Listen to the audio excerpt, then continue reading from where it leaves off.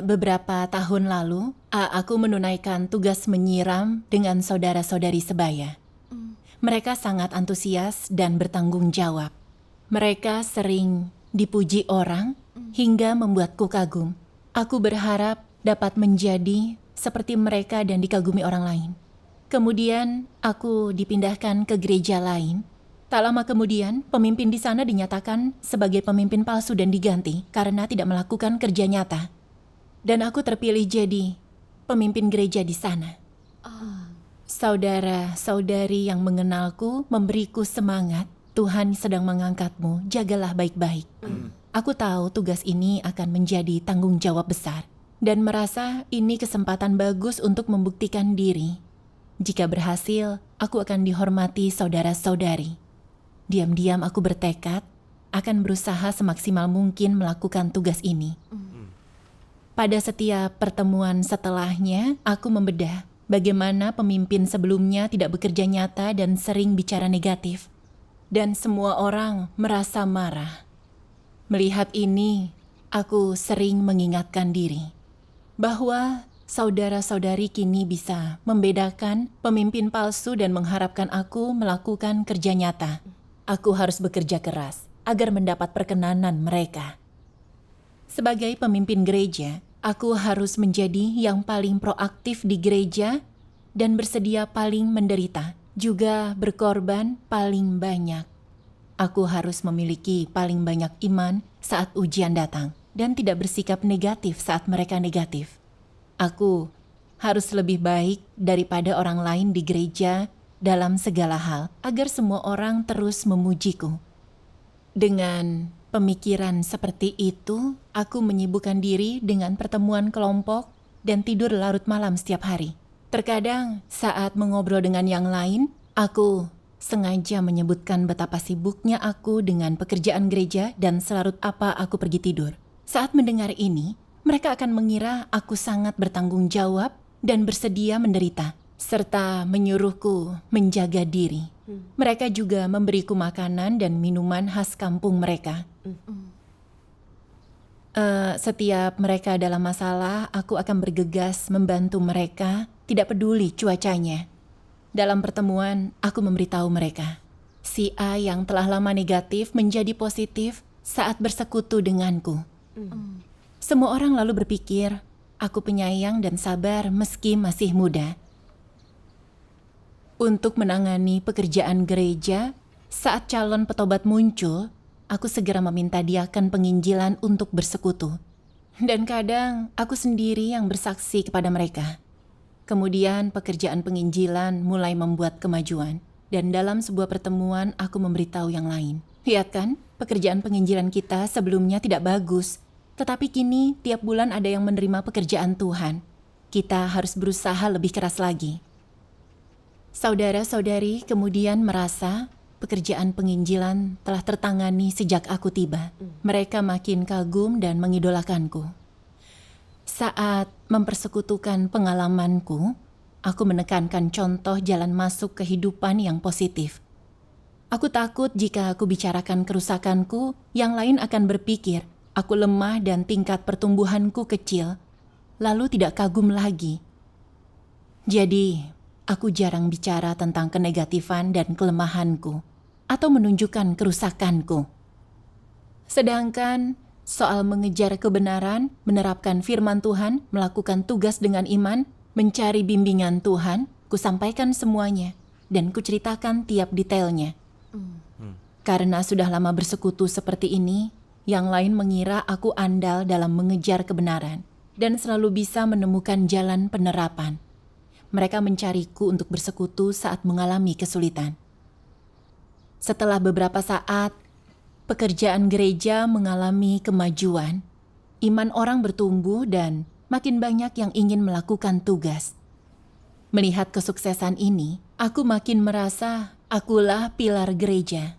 Aku berdiri tegak dan bicara lebih berani kemanapun aku pergi. Kupikir aku berhasil sebagai pemimpin gereja dan pantas mendapatkan posisiku. Saat bekerja dengan orang lain, aku selalu memimpin. Aku pamer seolah lebih baik agar dikagumi. Suatu saat kami harus menyewa rumah untuk berkumpul. Seorang diaken dan saudara yang adalah rekan kerjaku memeriksa rumah itu. Kupikir aku harus menentukan masalah sepenting itu. Kau tidak bisa setuju tanpa aku melihatnya. Dalam hati aku tahu, saudara ini lebih tua dan berpengalaman dariku, serta lebih tahu apakah rumahnya tepat. Namun, aku berusaha menunjukkan kepintaranku dengan berpikir apa masalah lain yang harus dipertimbangkan saat menyewa rumah. Jadi kuajukan pertanyaan agar mereka bertanya lebih banyak. Akhirnya, ditemukan beberapa masalah dengan rumah itu. Dan saat rekan kerjaku tahu, katanya, kami sangat malu. Kami lebih tua darimu, tetapi tidak menimbang dengan cermat sepertimu. Aku puas sekali saat mendengarnya. Sejak itu, semua orang mendatangiku untuk mencari jawaban. Seiring waktu, mereka yang bekerja denganku menjadi agak pasif. Menungguku memberi pendapat. Mereka makin mengandalkanku. Perlahan, aku mendapati wibawaku di antara rekan kerja menjadi lebih kuat. Dan aku menentukan semua masalah gereja. Saudara-saudari memintaku untuk memberikan persekutuan tiap mereka ada kesulitan. Aku merasa sangat diperlukan oleh gereja dan merasa berpuas diri. Kadang kupikir kemalangan akan menimpa orang yang dihormati. Aku tidak nyaman dan bertanya-tanya. Semua orang sangat mengagumiku. Apakah aku sudah menyimpang? Namun kemudian aku berpikir, aku pemimpin. Saudara-saudari memang seharusnya mendatangiku dengan masalah mereka. Lagi pula, aku bisa membantu menyelesaikan beberapa masalah mereka. Tidak heran mereka mengandalkanku. Siapa yang tidak suka bersama seseorang yang membantu mereka? Maka aku mengabaikan teguran dan peringatan Roh Kudus dan tidak memeriksa keadaanku atau jalan yang kulewati. Sebaliknya, aku justru melanjutkan jalan yang keliru. Baru saat Tuhan menghajar dan mendisiplinkanku, hatiku yang mati rasa mulai sadar. Pada suatu pagi, saat bangun tidur, mata kiriku sangat sakit, terus berair. Lalu saat bercermin, kulihat seluruh sisi kiri wajahku kaku. Aku tidak bisa menutup mata atau menggerakkan mulut. Entah apa yang terjadi. Pada pertemuan sore itu, seorang saudari terkejut melihatku. Dia bilang, itu kelumpuhan wajah. Dan aku harus segera mencari perawatan. Jika aku menunda-nunda, wajahku tidak akan normal lagi. Separah itu. Ini adalah pukulan yang sangat keras. Dan pikiranku menjadi hampa. Bagaimana aku bisa sakit seperti itu di usia semuda ini? Jika saudari itu benar dan wajahku menjadi cacat, bagaimana aku melakukan tugas? Bagaimana aku menghadapi orang-orang? Aku merasa bingung, kemudian hatiku mulai melemah. Semua orang membicarakan penyakitku, tetapi pikiranku benar-benar kacau. Tak punya energi sama sekali.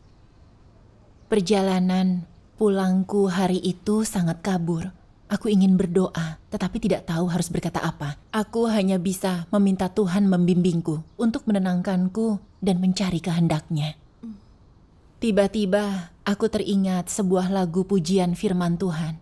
Ketika penyakit menimpamu, bagaimana seharusnya engkau mengalaminya? Engkau harus berdoa kepada Tuhan, berusaha memahami kehendaknya dan memeriksa pelanggaran apa yang engkau lakukan atau kerusakan apa yang belum engkau selesaikan. Engkau pasti akan menderita secara fisik. Hanya dengan penderitaanlah orang dapat berhenti menjadi tidak terkendali dan hidup di hadapan Tuhan. Ketika merasa sedih, orang berdoa, merenungkan apakah mereka telah berbuat salah atau menyinggung Tuhan. Ini bermanfaat. Penderitaan dan ujian yang besar itu bukanlah kebetulan. Benar. Firman Tuhan berkata, penderitaan dan ujian yang besar itu bukanlah kebetulan.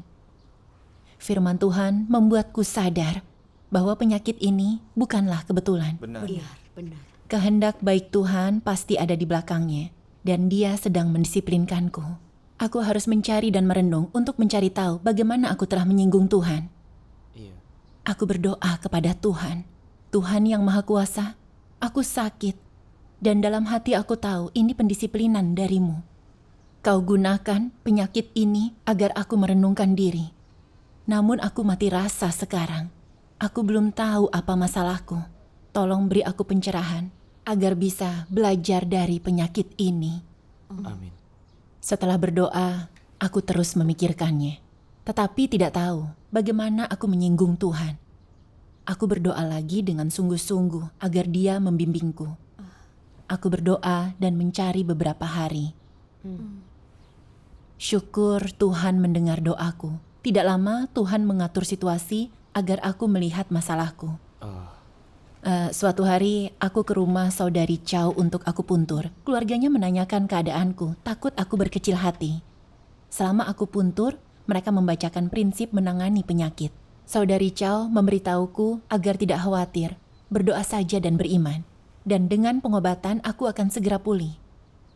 Namun, karena dia sebelumnya berkata, tanpa perawatan yang tepat, wajahku bisa cacat selamanya.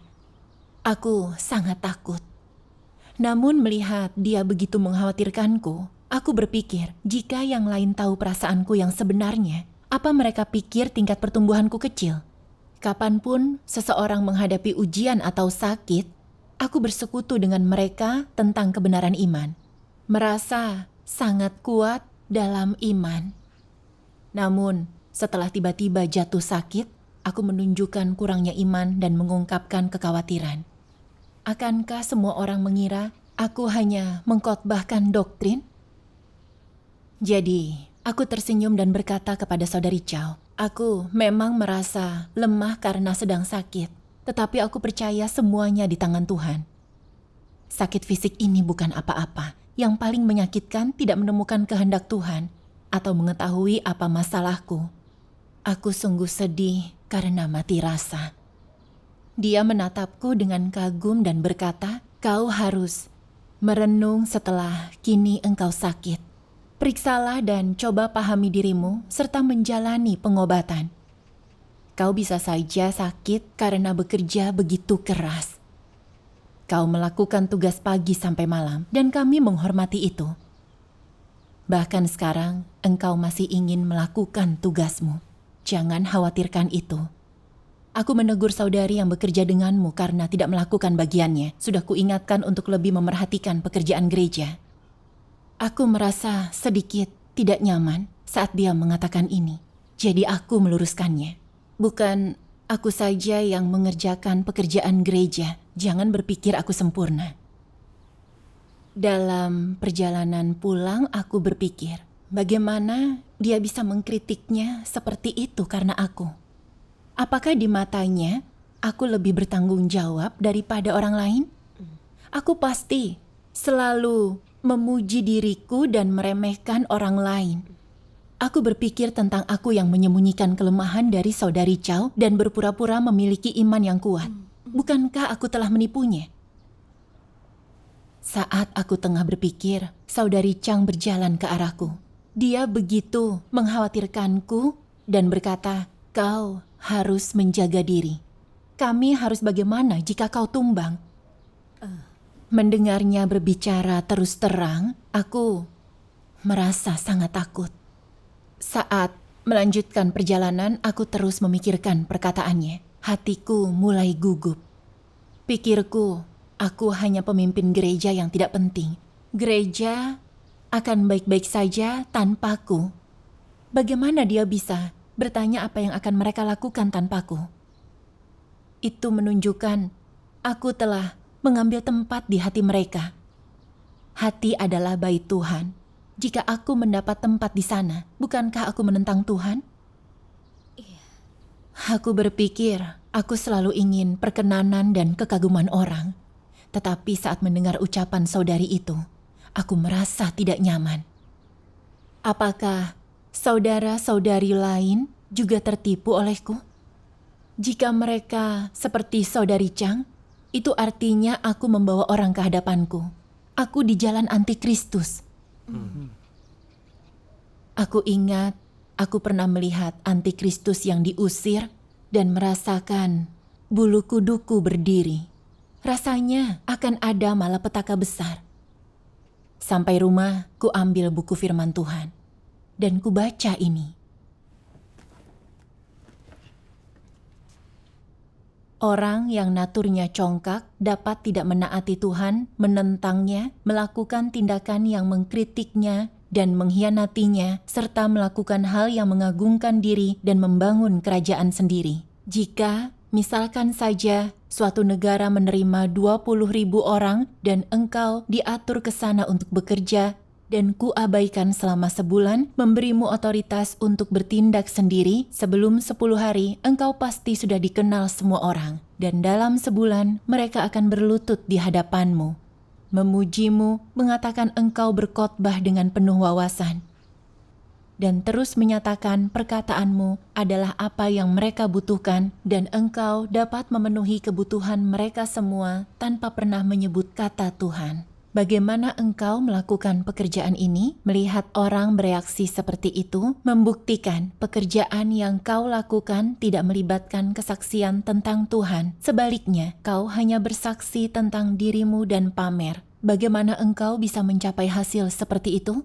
Orang berkata, yang kupersekutukan adalah kebenaran. Aku tidak bersaksi tentang diri sendiri. Sikapmu itu, cara itu, adalah sikap mencoba bersekutu dengan orang dari posisi Tuhan, dan bukan sikap yang berdiri di posisi manusia yang rusak. Segala ucapanmu adalah perkataan yang bombastis dan menuntut orang lain. Tidak ada hubungannya dengan dirimu sendiri. Maka, dampak yang ingin kau capai adalah membuat orang memujamu, iri, dan memujimu. Sampai akhirnya, mereka memiliki pengetahuan tentangmu, bersaksi tentangmu, memuliakanmu, dan menyanjungmu. Jika itu terjadi, engkau tamat, engkau gagal. Bukankah sekarang engkau di jalan ini? Jika diminta memimpin ribuan, puluhan ribu orang, engkau pasti merasa gembira. Engkau mulai congkak dan mencoba menempati posisi Tuhan, bicara dan menggerakkan tangan, tidak tahu apa yang harus dikenakan, dimakan, atau cara berjalan. Tidak mau bertemu orang yang lebih rendah, dan perlahan engkau merosot dan dipukul seperti penghulu malaikat. Engkau mampu melakukan ini, bukan? Jadi apa yang harus dilakukan? Jika suatu hari engkau benar-benar harus bekerja keluar dan engkau mampu berbuat ini, lalu bagaimana pekerjaan itu diperluas? Bukankah ini merepotkan? Lalu siapa yang berani membiarkanmu pergi? Jika pergi, engkau pasti tidak kembali. Engkau pasti tidak memperhatikan perkataan Tuhan. Engkau pasti hanya pamer dan bersaksi tentang diri sendiri, seolah engkau membawa keselamatan, melakukan pekerjaan Tuhan, dan membuat orang merasa Tuhan menampakkan diri dan bekerja. Dan saat orang memujamu, engkau akan gembira. Engkau pun pasti setuju diperlakukan seperti Tuhan. Begitu mencapai tahap itu, engkau akan tamat, akan disingkirkan. Tanpa kau sadari, natur congkak seperti ini akan menjadi kehancuran bagimu. Inilah contoh orang yang berjalan di jalan antikristus. Beberapa orang mungkin memakai kedudukan untuk bersaksi tentang diri sendiri, meninggikan diri, dan bersaing dengan Tuhan untuk mendapatkan orang dan status. Mereka pakai berbagai cara untuk membuat orang memuja mereka, mencoba memenangkan hati dan mengendalikan mereka. Beberapa bahkan sengaja menyesatkan agar dikira Tuhan dan diperlakukan seperti Tuhan. Mereka tidak akan memberitahu orang mereka telah rusak dan sombong, dan orang tidak perlu memuja mereka. Dan sebaik apapun, itu karena peninggian Tuhan dan toh pekerjaan mereka. Mengapa mereka tidak mengatakan ini? Karena mereka takut kehilangan tempat di hati orang lain. Itu sebabnya orang semacam ini tidak meninggikan Tuhan dan menjadi saksi baginya. Semua orang yang merosot mengagungkan diri sendiri dan bersaksi bagi diri sendiri, mereka membual tentang diri sendiri, membesar-besarkan dan tidak memedulikan Tuhan. Apakah engkau mengalami apa yang aku bicarakan? Banyak orang bersaksi tentang diri sendiri. Aku menderita seperti ini dan itu. Aku melakukan ini dan itu. Tuhan memperlakukanku begini dan begitu. Memintaku melakukan ini dan itu. Dia sangat menghargaiku. Sekarang aku seperti ini dan itu. Mereka sengaja bicara dengan nada dan postur tertentu. Akhirnya orang mengira mereka ini Tuhan. Begitu sampai sejauh itu, Roh Kudus sudah lama meninggalkan mereka. Walau mereka diabaikan dan tidak diusir, nasib mereka sudah ditetapkan dan hanya bisa menunggu hukuman. Amin. Amin. Firman Tuhan menusuk hatiku seperti pedang.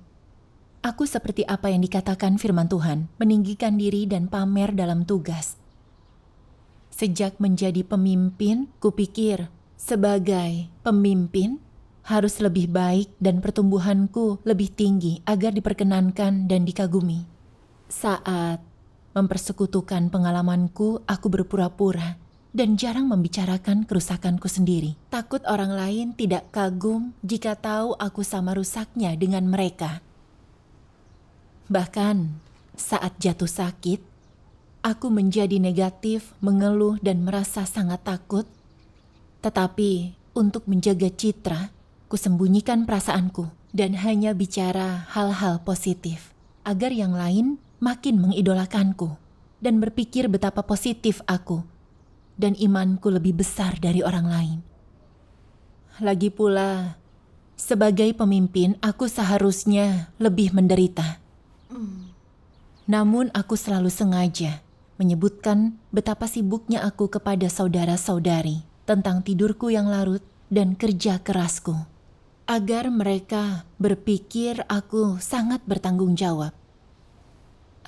Keberhasilan dalam tugasku jelas berkat Roh Kudus, tapi aku tak pernah memuliakan Tuhan, hanya menunjukkan penderitaan dan pengorbanan, agar semua orang menganggapku pilar gereja, seolah tidak ada yang bisa dilakukan tanpaku. Aku bersekutu seperti ini, menipu orang lain, hingga aku didisiplinkan dengan penyakit ini. Namun yang lain percaya, aku sakit karena bekerja sangat keras. Bahkan menegur saudari yang bekerja denganku soal pekerjaannya seolah aku menanggung beban terbesar bagi gereja. Aku pamer dengan cara ini, menipu dan mengekang orang, membawa mereka ke hadapanku. Secara terbuka aku memusuhi Tuhan. Memikirkannya, aku merasa takut. Agar orang lain menghormati dan mengidolakanku, aku menggunakan segala cara untuk pamer dan menipu orang lain. Sampai mereka mengandalkanku dan tidak ada tempat bagi Tuhan di hati mereka. Mereka meminta pendapat dan perkenananku dalam segala hal. Bukankah aku memerintah seperti ratu di gereja? Gereja seharusnya menjadi tempat menyembah Tuhan. Dengan meninggikan diri dan membawa orang ke hadapanku, bukankah aku menggantikan Tuhan, mengubahnya menjadi boneka? Aku menentang dan mengkhianati Tuhan seperti antikristus.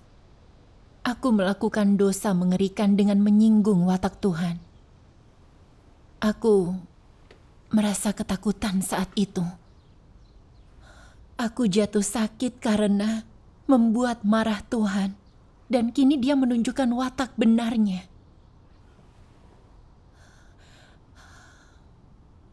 Aku benci diriku karena memberontak dan melihat watak benar Tuhan tidak menoleransi pelanggaran.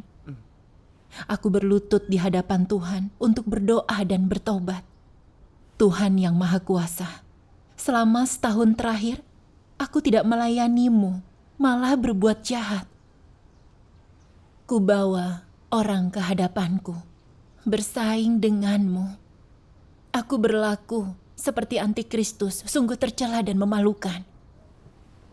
Ya Tuhan, aku berbuat salah. Diliputi penyesalan, aku malu untuk menghadap Tuhan. Lalu, aku mulai berpikir, bagaimana aku bisa di jalan yang salah seperti itu? Apa yang menyebabkan ini? Aku membaca firman Tuhan.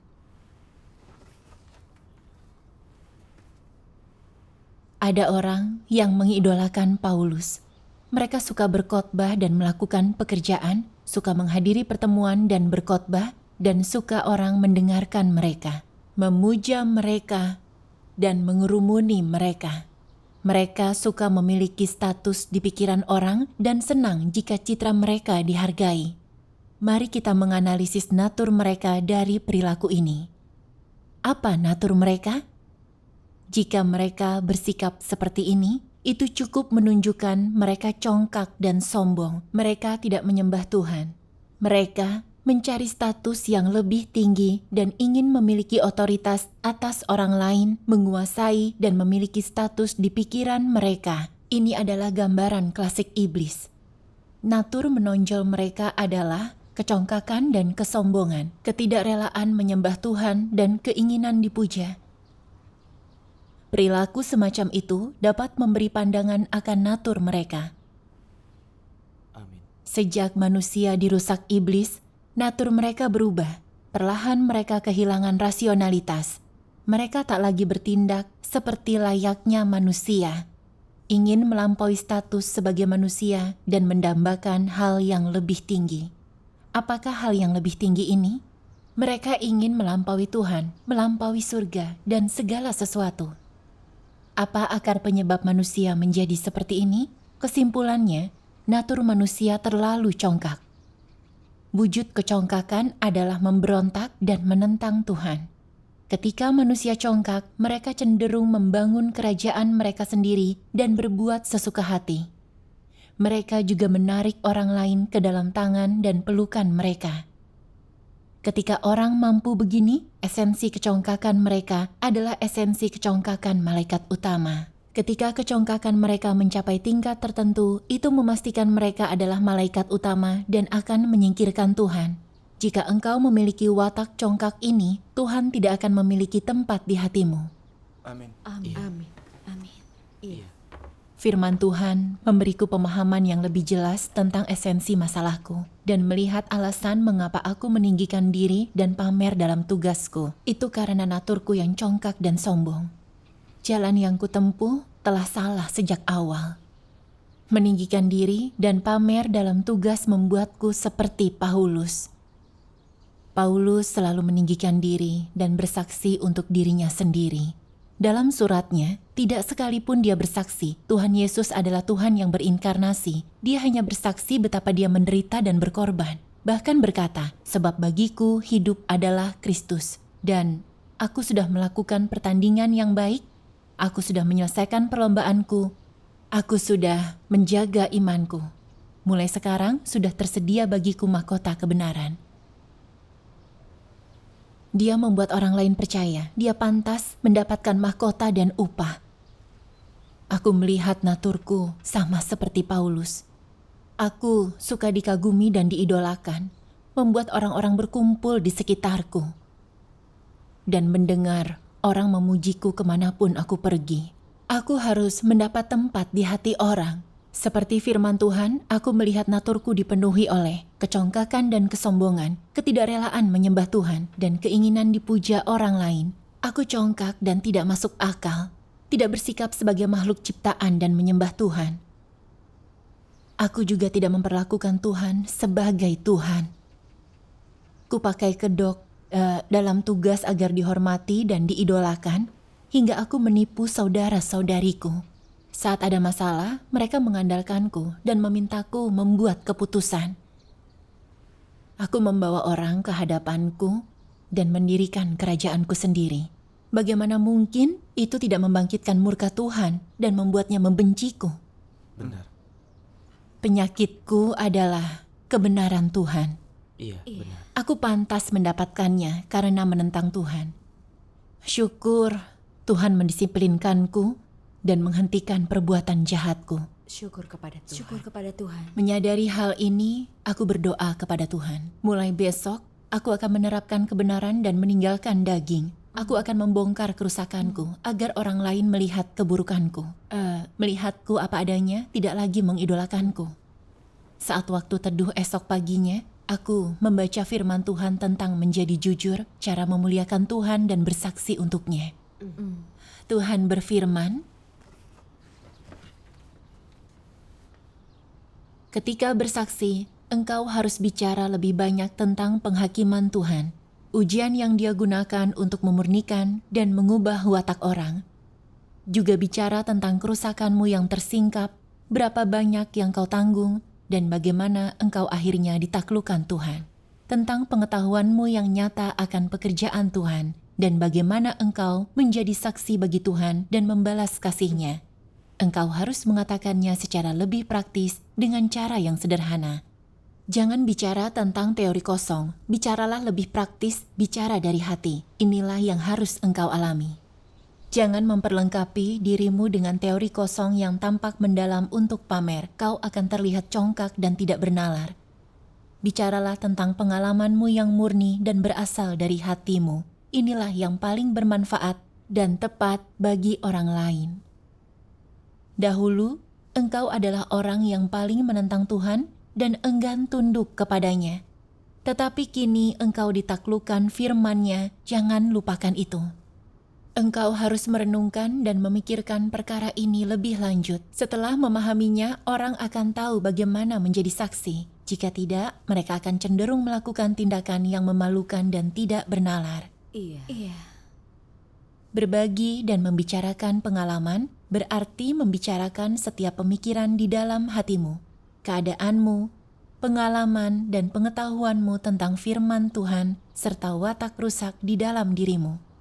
Membiarkan orang melihatnya, menerima yang positif, dan mengenali yang negatif. Hanya inilah arti berbagi dan hanya inilah arti berbicara. Amin. Amin. Dari firman Tuhan, aku memahami, untuk memuliakan dan bersaksi bagi Tuhan, kita harus lebih banyak membicarakan kerusakan kita, membeberkan keadaan dan pikiran kita, membicarakan motif kotor kita, perbuatan kita, dan apa hasilnya, serta bagaimana kita mengalami penghakiman firman Tuhan dan mengenal diri. Kita juga harus menyingkap esensi rusak kita agar orang melihat apa adanya, dan membicarakan bagaimana Tuhan menghajar dan mendisiplinkan kita, membimbing kita, agar semua bisa melihat kasih-Nya untuk manusia. Benar. Kita juga harus bicara dari hati dan tidak sesumbar atau pamer. Setelah memiliki jalan penerapan, aku membuka diri dalam persekutuan tentang bagaimana aku melangkah di jalan antikristus belakangan ini. Aku membedah konsekuensi menakutkan dari melangkah di jalan ini dan menipu orang. Makin aku bersekutu tentang ini, makin jelas aku melihat diriku.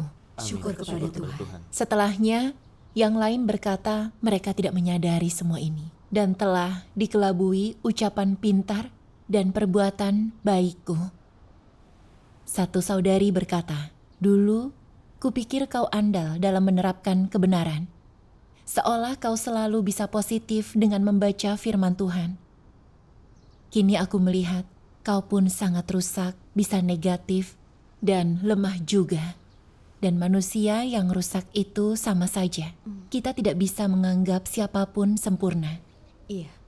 Saudari lain berkata, "Dulu kupikir kau sangat kuat, dan aku tidak ingin terbuka di dekatmu. Kupikir aku sangat rusak jika dibandingkan denganmu. Setelah kau membuka diri hari ini, aku melihat kita semua sama." Mendengar para saudari mengatakan ini, aku sangat malu dan menyesal. Kataku, "Jangan kagumi aku lagi. Aku telah melangkah di jalan antikristus dan menyesatkan kalian." Lalu, partner dan rekan kerjaku memakai firman Tuhan membantuku mengenal diri. Dan tiba-tiba, aku merasa lebih dekat dengan mereka. Sesampainya di rumah, aku merasa lebih lega. Malam itu, aku lupa tentang penyakitku dan tidur nyenyak. Aku sangat senang saat bangun esok harinya. Wajahku kembali normal. Wajahku membaik dalam semalam. Iya, syukur kepada Tuhan. Syukur kepada Tuhan. Syukur kepada Tuhan. Syukur kepada Tuhan. Dalam pertemuan, setelah itu, ku baca ini dalam firman Tuhan. Biasanya mereka yang tujuannya tidak benar, yang suka dilihat orang, yang berhasrat melakukan banyak hal, yang suka menimbulkan gangguan, yang pandai meneriakan doktrin agama, yang merupakan antek iblis dan lain-lain. Ketika orang-orang ini tampil, mereka menjadi kesulitan bagi gereja. Saudara-saudari tak bisa membaca firman Tuhan. Jika menjumpai orang semacam ini bersandiwara, larang dengan segera. Jika tidak berubah, meski sering diperingatkan, mereka yang rugi. Jika mereka keras kepala membela diri dan menutupi dosa mereka, gereja harus segera mengeluarkan mereka dan tidak memberi kesempatan. Jangan sampai kehilangan banyak dengan berhemat, lihatlah keseluruhan. Amin. Amin. Syukur kepada Tuhan. Firman Tuhan menyingkap sifatku yang paling jelas. Sejak menjadi pemimpin, aku suka memimpin dalam segala hal yang kulakukan. Pamer seolah aku yang terbaik saat berdiskusi dengan partner kerjaku, meskipun mereka memiliki ide sendiri. Aku harus selalu memimpin dan melontarkan pendapat superiorku. Aku tampak proaktif dan positif, tetapi pada kenyataannya aku hanya ingin pamer dan membuat orang kagum. Memikirkan ini, aku sadar natur congkakku telah membuatku bertindak memalukan. Orang lain menghormati pendapatku. Mereka hidup dalam kenyataan kebenaran, tidak seperti diktator atau congkak. Namun kuanggap diriku lebih baik dari mereka. Meremehkan dan ingin menunjukkan aku jauh lebih baik. Itu semua menggelikan. Aku seperti kaisar dalam pakaian baru kaisar, tidak punya kesadaran diri. Aku tidak tahu betapa memalukannya perilakuku selalu pamer. Memikirkan perilaku, aku merasa jengah dan malu. Kupikir aku hebat karena aku tidak mengenal diriku sendiri. Aku merasa takut memikirkan jalan yang kulalui. Terutama saat membaca firman Tuhan, saat kita menemukan orang dengan motif keliru yang senang pamer, kita harus melarang dengan segera. Dan jika mereka tidak merenung, justru membuat alasan, gereja harus segera mengeluarkan mereka. Ini menunjukkan kebenaran dan kemegahan Tuhan. Aku pikir ini benar. Aku pamer dalam setiap kesempatan dan menipu saudara-saudari, membuat mereka makin mengidolakanku.